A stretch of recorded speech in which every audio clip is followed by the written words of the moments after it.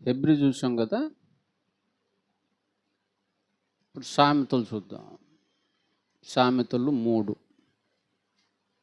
సామెతల గ్రంథం 3వ అధ్యాయం 12వ వచనం. 3:12. జాగ్రత్తగానండి, మనసు పెట్టి వినండి, అర్థం చేసుకుంటూ వినండి. ఒక తండ్రి గురించి చెప్తున్నాడు. ఆ తండ్రి స్వభావం, ఆ తండ్రి మనసు బయట పెడుతున్నాడు. తండ్రి అట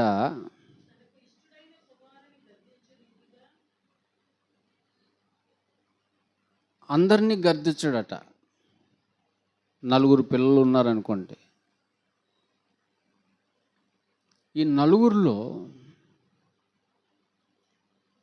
ఇష్టుడైన కుమారుణ్ణి గద్దిస్తాడట. 4 కొడుకులు ఉన్నారనుకోండి. 4లో ఒక కొడుకునే ఎందుకు గద్దిస్తున్నాడు? ఒక కొడుకునే ఎందుకు గద్దిస్తున్నాడు? ఆ కొడుకు అంటే ఇష్టం. సంఘంలో మీరు ఎంతమంది ఉన్నారు? ఎప్పుడు ఒక బిడ్డనే తిడుతున్నాను అనుకున్నాను.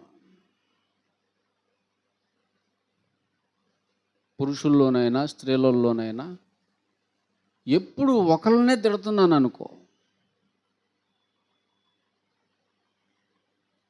వాళ్ళంటే నాకు ఇష్టం అని అర్థం. నాకు ఇష్టం. పొద్దాక ఆమెనే తిడుతున్నానంటే ఆమె నాకు ఇష్టం, నాకు ఇష్టురాలు. పొద్దాక అతన్నే తిడుతున్నాను, అతన్నే టార్గెట్ చేస్తున్నానంటే అతనంటే నాకు చాలా ఇష్టం, అంతే. ఎందుకు ఇష్టం అంటే ఇష్టంగా ప్రేమగా చూసుకునేటువంటి బిడ్డ దారి తప్పకూడదని. దారి తప్పితే ఏమైద్ది? దేవుళ్ళో నుంచి వెళ్ళిపోతే దయ్యానికి దొరికిపోతారు. దయ్యానికి దొరికారంటే బ్రతుకు చీకటిమయం అయిపోతుంది. వెలుగులో నుంచి ఎక్కడ నా పిల్లలు చీకట్లోకి వెళ్ళిపోతారో అని ఆ డౌట్ వచ్చినప్పుడు తండ్రి మనసు కలిగిన సేవకుడు గద్దిస్తాడు. ఇప్పుడు చదవండి, అర్థమైద్ది మీకు. తండ్రి తనకి ఇష్టుడైన కుమారుణ్ణి గద్దించు రీతిగా, ఇప్పుడు దేవుడు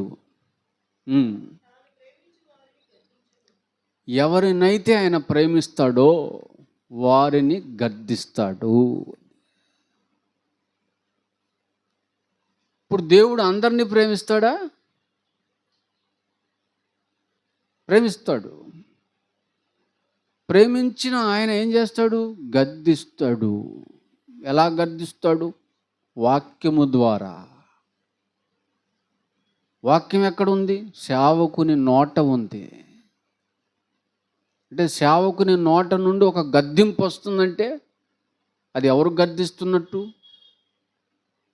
దేవుడు గద్దిస్తున్నట్టుగా భావించే మంచి మనసు పిల్లలైన మీకు ఉండాలి.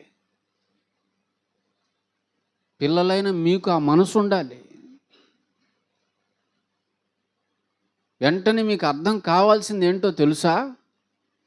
అమ్మో, ఆయన నన్ను గద్దిస్తున్నాడంటే ఆయన నన్ను ఎంతగానో ప్రేమిస్తున్నాడు. ఆయనకు నేను ఎంతో ఇష్టుడిగా ఉన్నాను. తండ్రి తనకు ఇష్టమైన కుమారుణ్ణి గద్దించు రీతిగా దేవుడు తాను ప్రేమించు కుమారుణ్ణి గద్దిస్తాడు. ఇది ఫిక్స్ అవ్వాలి మీ బుర్రలో. ఇది ఫిక్స్ అయిందనుకోండి, మీ మైండ్లో ఎప్పుడు తిరుగుబాటు చేయరు. ఎప్పుడు